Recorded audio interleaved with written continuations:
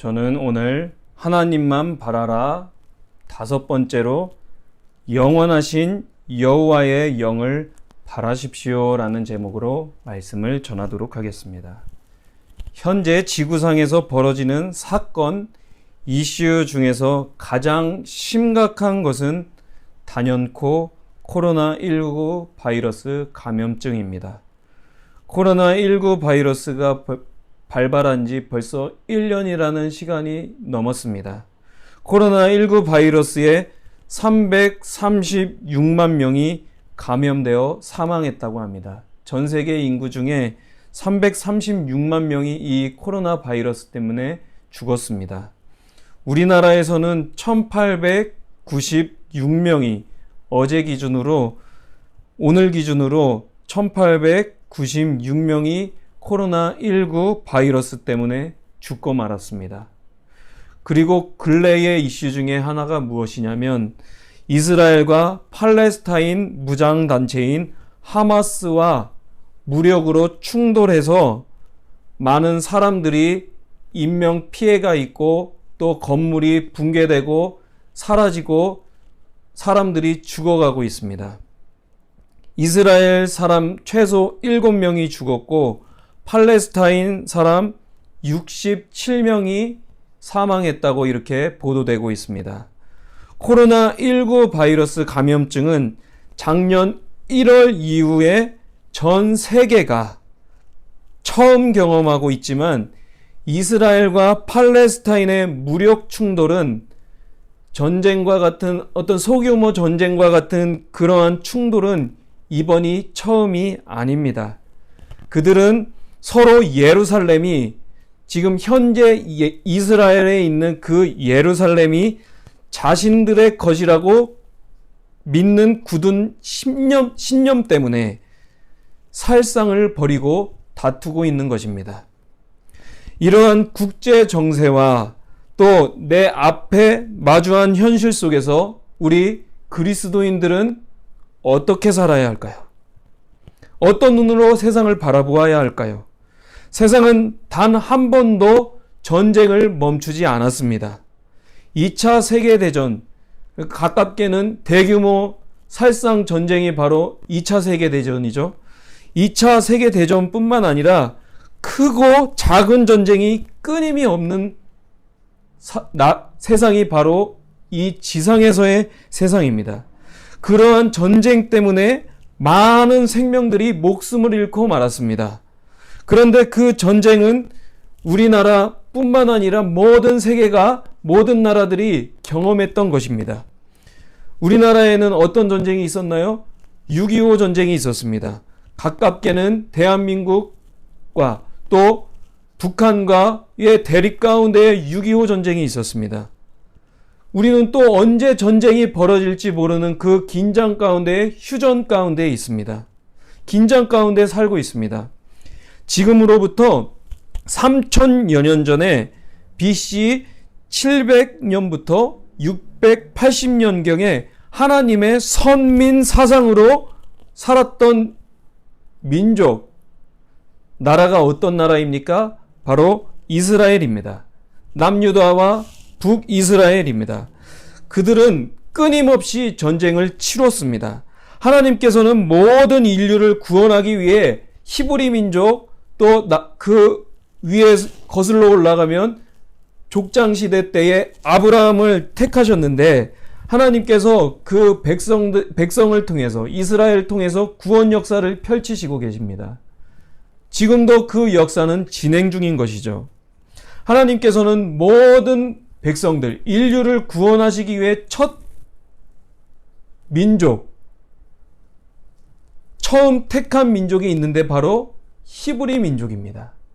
히브리 민족이 점점 발전해서 히브리 민족이 발전해서 이스라엘 국가가 된 것이죠. 그 이스라엘, 그리고 거슬러 올라가서 히브리 민족이 늘 전쟁을 치렀습니다.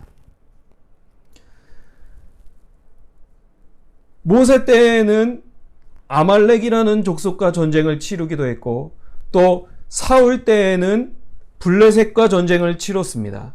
그리고 오늘 읽은 말씀 때 분열왕국 시대에는 아수르의 공격을 받았고, 그들이 나중에는 이 이사야서 11장 이후의 말씀에서 예루살렘과 남유다와 북이스라엘은 이방 국가로 인하여 완전히 멸망되고 맙니다.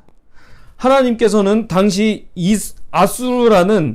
아수르라는 이방 국가를 통해 이사야를 통해서 이스라엘 백성들에게 아수르가 너희를 치실 것이다, 하나님께서 너희를 가만히 내버려 두지 않으실 거다라고 이렇게 이사야를 통해서 남유다 백성에게 말씀하셨습니다. 그러나 하나님께서는 그들에게 멸망을 예고하실 뿐만 아니라 한 메시아를 보내실 것을 이사야를 통해 말씀하셨습니다. 본문 1절에 이새의 줄기에서 한 싹이 나며 그 뿌리에서 한 가지가 나서 결실하실 것이요 라고 이렇게 말씀합니다. 본문 말씀이 기록되기 전에 이새의 가문에서 한 왕이 났는데 그 한 왕이 누굴까요? 바로 다윗입니다. 하나님께서는 이스라엘이 멸망할 때에, 그러니까 과거에는 이새의 줄기에서 한 싹 다윗이 났다면 이 본문 이후에 이사야 말씀 이후에는 한 왕이 날 것인데 그 왕이 누구입니까? 바로 예수 그리스도이십니다. 하나님께서는 이스라엘이 멸망할 때에 본문 말씀을 통해 다윗과 같은 한 왕이 나실 것임을 약속하셨는데 그 왕은 바로 저와 여러분의 구주가 되시는 예수 그리스도이십니다. 예수님께서는 저와 여러분의 구원자이실 뿐만 아니라 한 개개인의 구원자이실 뿐만 아니라 세상의 구주로 오신 분이, 나신 분이 바로 예수님이십니다.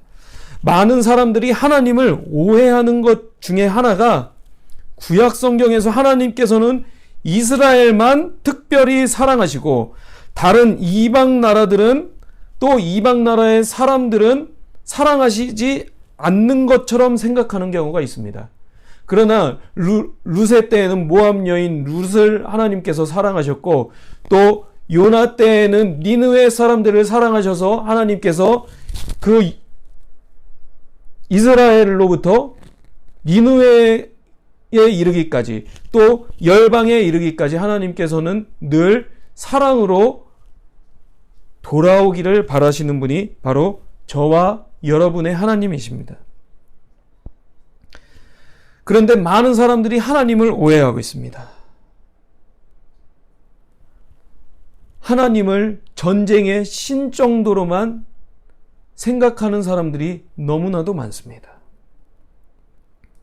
여러분, 앞서 제가 이스라엘과 팔레스타인의 무력 충돌이 있었다고, 지금도 있다고 이렇게 지금도 진행 중이라고 말씀을 드렸는데요.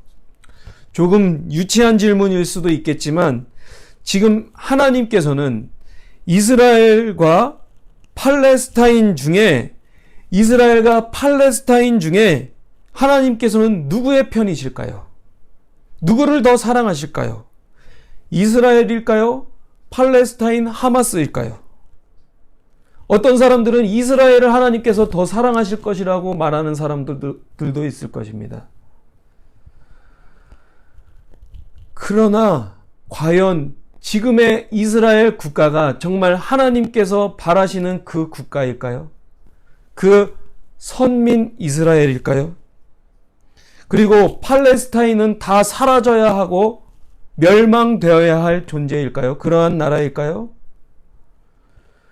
제 생각입니다. 이것은 지극히 제 개인적인 생각인데요. 하나님께서 보시기에 이스라엘이나 팔레스타인이나 둘 다 불쌍한 존재라고 생각하지 않으실까, 저는 그런 생각을 해보았습니다.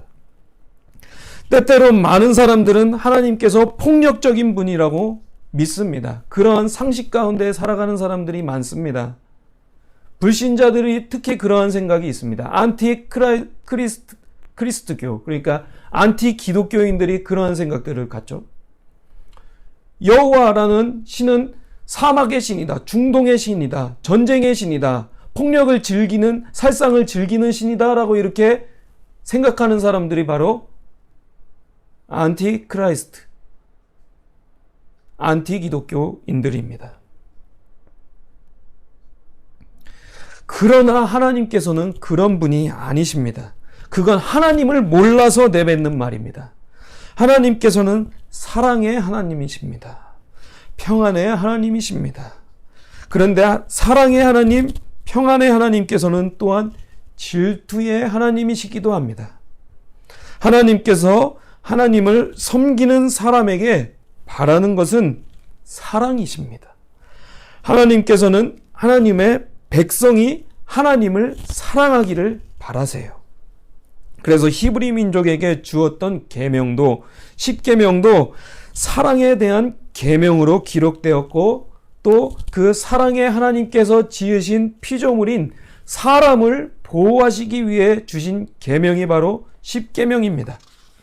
하나님께서는 히브리 민족, 이스라엘 국가에게 바라셨던 것이 있는데 그것이 무엇이었습니까? 바로 하나님을 사랑하고 또 이웃을 사랑하는 그 계명, 또 그 뜻을 이스라엘 백성들에게 주신 것입니다. 이스라엘 중에서 가장 위대한 왕이라고 말할 수 있는 다윗은 하나님을 사랑했던 사람입니다. 그래서 하나님께서는 다윗을 가리켜서 무엇이라고 말씀하셨죠? 하나님의 마음에 합한 자였다라고 이렇게 성경에 기록되어 있습니다. 다윗이 하나님을 사랑할 때에 하나님께서는 다윗을 통해 나라를 평안으로 인도하셨고, 그 아들 솔로몬이 이방 여인들을 더 사랑할 때에 하나님께서는 그 후에 하나의 통일 왕국 이스라엘이 분열되게 하셨습니다. 뿐만 아니라 남유다와 북이스라엘이 하나님보다 우상을 더 사랑했을 때에, 우상이 그 당시에 가득했을 때에 하나님께서는 그 땅에 우상이 남지 않도록 이방 국가들을, 이방 민족들을 도구로 사용하셔서 그들이 살던 터전을 완전히 쓸어버리시기도 하셨습니다. 멸망하게도 하셨습니다. 왜 그토록 하나님께서 그런 일들을 하셨을까요? 그들의 마음에 있었던 우상을 제거하게 하시기 위해서, 그리고 하나님께 마음을 향하도록 하시기 위해서 하나님께서 그러한 역사를 쓰신 겁니다. 그렇게 하나님께서 이스라엘을 치시기도 하셨지만 그냥 이스라엘 백성들을 두지 않으셨습니다. 내버려 둔 분이 하나님이 아니셔요. 이스라엘이 하나님을 떠나자, 마음으로 하나님을 떠나자 하나님께서는 이방 나라를 통해 그들을 징계하기도 하셨지만 그들의 마음은 변하지 않았습니다. 그들은 변화하지 않았어요. 그래서 어떤 사람들은 바벨론이 더 좋았다라고 이렇게 생각했던 사람들도 있었습니다. 그 가운데서 하나님께서는 하나님의 사람들을 다시금 이스라엘 예루살렘으로 보내셔서 다시금 그 예루살렘을 재건하게 하셨습니다. 그렇게 해도 그들의 마음은, 중심은 변하지가 않았던 거예요. 그래서 하나님께서 궁극적인 처방을 내리시는데 그것은 바로 그들에게 메시아를 보내는 것이었습니다. 메시아를 약속하는 것이었습니다.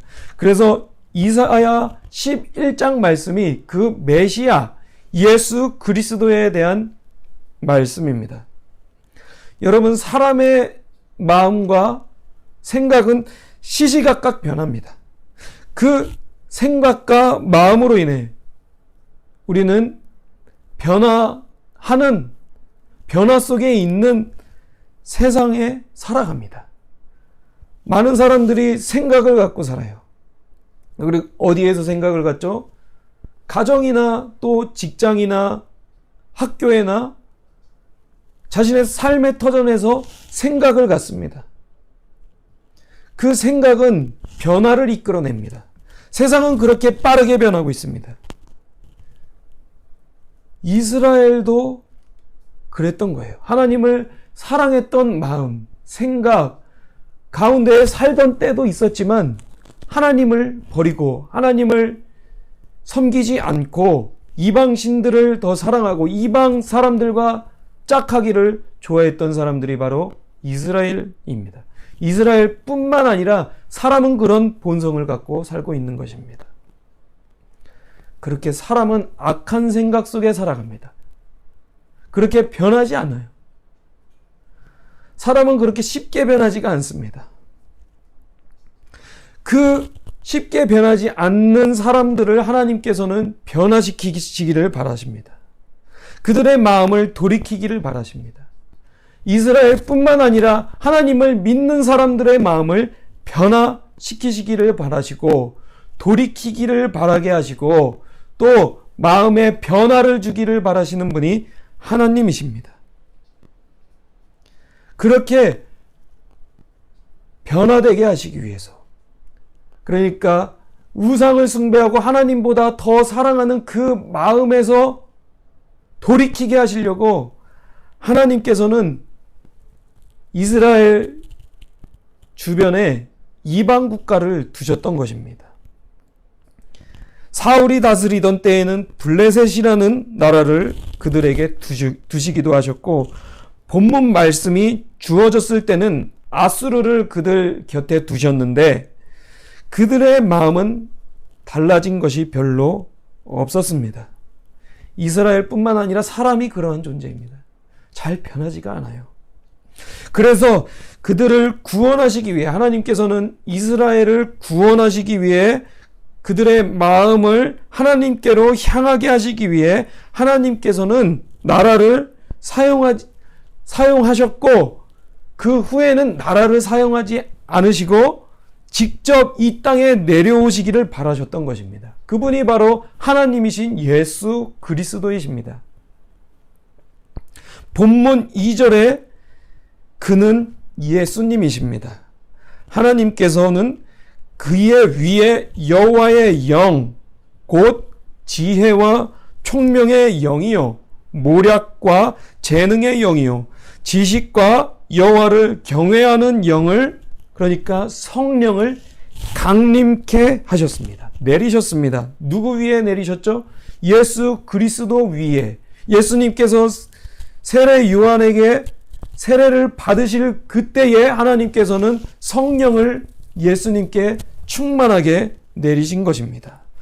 성령을 받으신 예수님께서는 하나님을 경외하는 것을 즐거움으로 삼으셨습니다. 예수님의 마음에는 늘 하나님을 경외하는 마음이 있었습니다. 하나님께서는 여호와의 영, 성령을 예수님 위에 내리셔서 예수님께서 사셨던 2000여 년 전이나 지금이나 앞으로나 하나님께서는 여호와의 영을 통해 사람을 어떻게 주관하시는지 알려주시는 말씀이 바로 오늘 읽은 본문 말씀 이사야서 11장 1절로부터 10절 말씀입니다.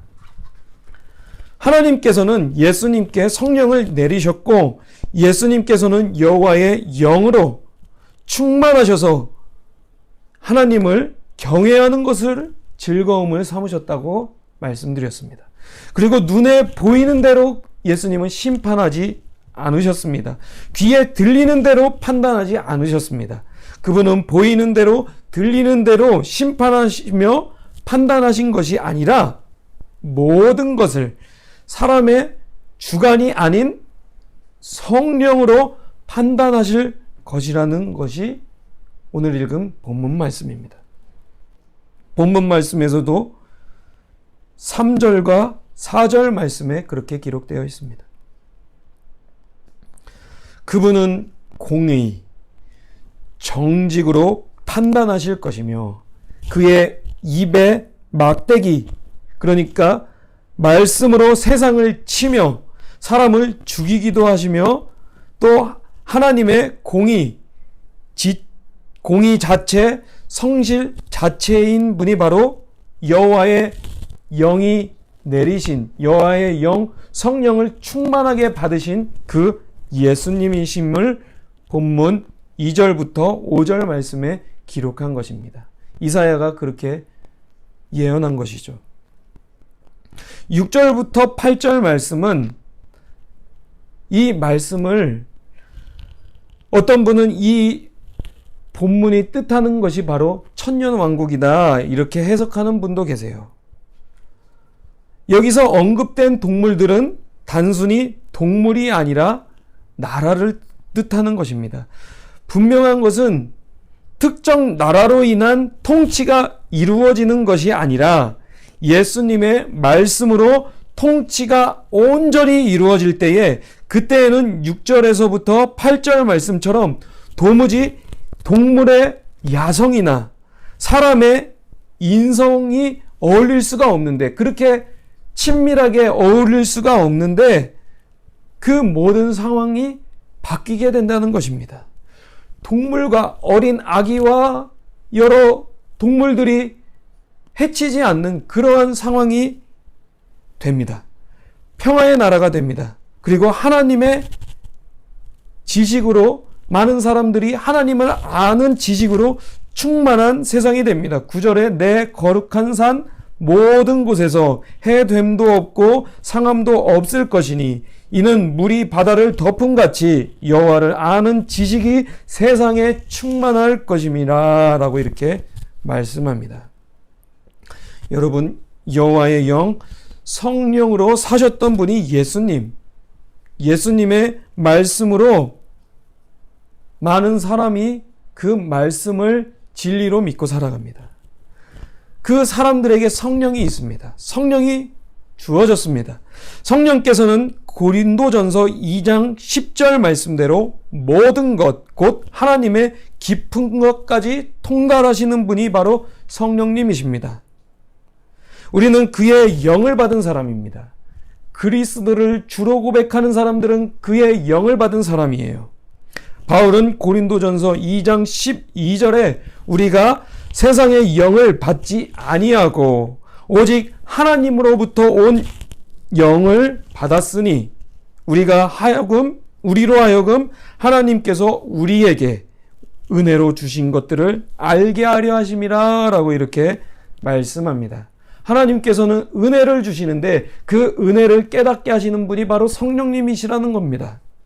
성령께서는 하나님의 깊은 것뿐만 아니라 우리의 모든 상황, 그리스도인들의 모든 상황을 아시는 분이 바로 성령 하나님이십니다. 그 성령으로 주님은 다스리기를 바라세요. 하나님께서는 예수님의 말씀을 생각나게 하시는 분이십니다. 누구를 통해서 그 예수님의 말씀을 생각나게 하십니까? 바로 예수 그리스도의 영이신 성령으로 그 말씀을 생각나게 하기를 바라세요. 누구의 말씀을 생각나게 하시기를 원하십니까? 바로 예수 그리스도의 말씀입니다.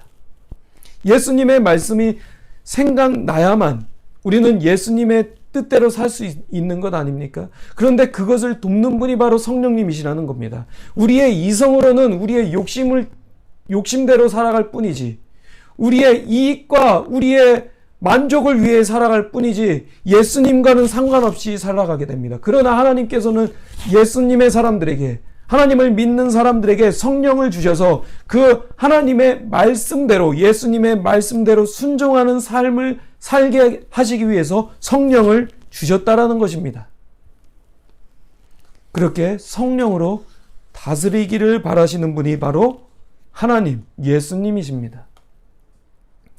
하나님께서는 여호와의 영을 예수님께 내리셨고 또한 오순절날 성령을 강림케 하셔서 예수님을 믿는 사람들이 예수님의 말씀 가운데 살기를, 하나님의 통치 가운데 살기를 바라십니다. 그렇게 성령을 받게 된 사람들, 그리고 하나님의 때가 되면 6절로부터 8절 말씀처럼 도무지 지금 눈에 보이는 그러한 나라가 아니게 됩니다. 이 세상이 지금 우리가 뉴스로나 보고 있는 세상이 아니게 됩니다. 처음 창조 때처럼 세상이 유지되는 원리가 아니라, 그런 세상이 아니라 그리스도의 다스림 가운데 있게 되는 것입니다. 9절 말씀처럼 내 거룩한 산 모든 곳에서 해 됨도 없고 상함도 없을 것이니 이는 물이 바다를 덮음같이 여호와를 아는 지식이 세상에 충만할 것임이라 라고 이렇게 말씀합니다. 세상엔, 그러니까 세상엔 하나님만 아는 사람들만 남을 것이라는 것입니다. 많은 사람들이 지금 살고 있잖아요. 하나님을 믿는 사람들도 살아있고 믿지 않는 사람들도 살고 있지만, 그때에 그리스도의 통치가 온전하게 이루어질 때에는 하나님을 믿고 예수님을 믿는 사람들만 남게 된다는 것입니다. 믿지 않는 사람들은 어디에 있을까요? 지옥에 있는 것이죠. 이사야는 10절과 같은 말씀을 합니다. 그날에 이새의 뿌리에서 한 싹이 나서 만민의 기치로 설 것이요. 기치는 깃발과 같은 것입니다. 그러니까 그리스도께서 만민에게, 많은 사람들의 깃발과 같이 서실 것이요 라는 것입니다. 그렇게 예수님께서 서실 때에 우리는 예수님을 보게 될 것입니다. 열방이 그에게로 돌아오리니 모든 사람이 예수 그리스도를 알아볼 것이며 열방 모든 나라가 예수님께로 돌아올 것이라는 것입니다. 그가 거한 곳이 영화로우리라. 예수님께서 거하시는 그 땅, 이 세상이, 그 나라가, 예수 그리스도의 나라가 도래한다는 것입니다. 이는 마치 예수님께서 처음 이 땅에 사셨을 때에, 이 땅에 예수님께서 초림하셨을 때에 예수님의 주변에 많은 사람들이 있었던 것처럼 예수님께서 다시 오실 때에 메시아의 나라가 도래하면 예수 그리스도를 왕으로 하는 그 나라가 있게 되고, 그 예수님 주변에 많은 사람들, 열방의 사람들, 그러니까 예수님을 믿는 모든 사람들, 전 세계의 사람들이 예수님 앞에 있게 될 것이라는 겁니다. 이 얼마나 놀라운 광경이 아닙니까? 저와 여러분이 믿는, 눈에 보이지 아니하시는 그 예수님을 눈으로 보게 될 날이 온다는 것이고, 그 예수님 앞에 많은 사람들이 있게 될 것이라는 것입니다. 그렇게 하나님께서는 여호와의 영, 성령을 그리스도께 내리셨고 저희에게도 내리시기를 바라십니다. 내리게 하시는 분이 바로 하나님이십니다. 하나님의 통치를 받는 백성, 하나님의 백성, 그리스도의 백성으로 살아가기를 바라십니다. 누가 그렇게 바라세요? 하나님께서 그렇게 바라고 계세요. 성령을 받고 예수 그리스도를 주로 고백하고 예수님을 믿는 삶을 살기를 바라신다는 것입니다. 이사야서 66장 22절 말씀에 이러한 말씀이 있습니다. 내가 지을 새 하늘과 새 땅이 내 앞에 항상 있는 것 같이 너희 자손과 너희 이름이 항상 있으리라 여호와의 말이니라. 그리스도로 이루어지는 새 하늘과 새 땅을 바라보고 계신 여호와 하나님의 영으로 사도 베드로 후서 3장 13절에 이렇게 기록하였습니다. 우리는 그의 약속대로 의가 있는 곳인 새 하늘과 새 땅을 바라보도다. 훗날에 하나님께서는 그리스도의 통치로 완전하게 이루어지는 새 하늘과 새 땅이 있을 것임을 말씀하셨습니다. 그 새 하늘과 새 땅은 지금 우리가 바라보는 하늘과 땅이 아닙니다. 완전히 새로워지는 세상이 온다는 것입니다. 그 세상은 바로 그리스도를 주로 고백한 사람들의 세상입니다. 저와 여러분 모두가 영원하신 여호와의 영을 바라고 하나님의 통치 안에 평안하며 예수 그리스도의 통치가 완전히 이루어질 것을 바라며 살기를 원합니다. 아멘.